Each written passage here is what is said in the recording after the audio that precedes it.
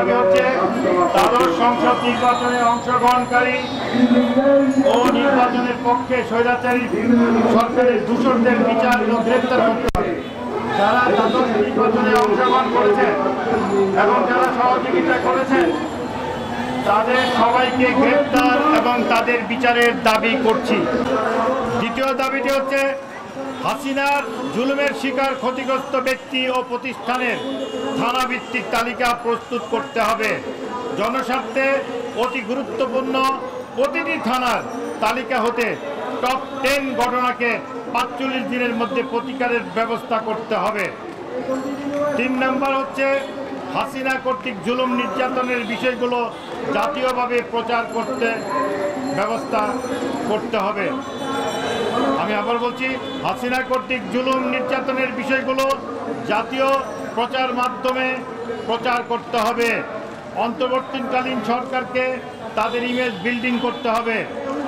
স্বতন্ত্র প্রার্থীদের নির্বাচনের পূর্বে 1% ভোটারদের সমর্থন নেয়ার যে বিধান বর্তমান প্রচলিত আছে তা বাতিল করতে হবে। ভাসানটেক পুনর্বাসন প্রকল্প ও কলমিলতা বাজারের বিষয়ে জরুরি ভিত্তিতে শহীদ মুক্তিযোদ্ধা পরিবারের দীর্ঘদিনের ঝুলিয়ে রাখা দাবির বিষয়টি পদক্ষেপ নিয়ে সমাধান করতে হবে। 6 নম্বর দাবি হচ্ছে সরকারি টাকা ছাড়াই সাধারণ বস্তিবাসী ও নিম্নবিত্ত মানুষের জীবনমান উন্নয়নের জন্য NSPDL এর গৃহীত পুনর্বাসন প্রকল্প সহ কমপক্ষে 100টি প্রকল্প জরুরি ভিত্তিতে চালু করার উদ্যোগ নিতে হবে।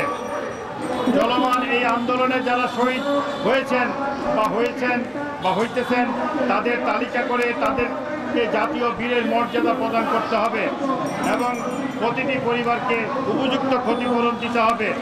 আহতদের চিকিৎসা ও পুনর্বাসন করতে হবে।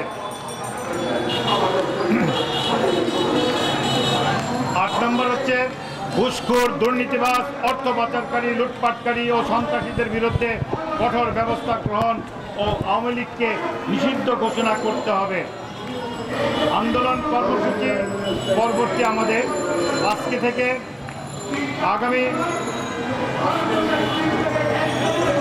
7 দিন আমরা এই 8 দফার দাবির ভিত্তিতে চলমান আন্দোলন সংগ্রাম আমরা চালিয়ে যাব।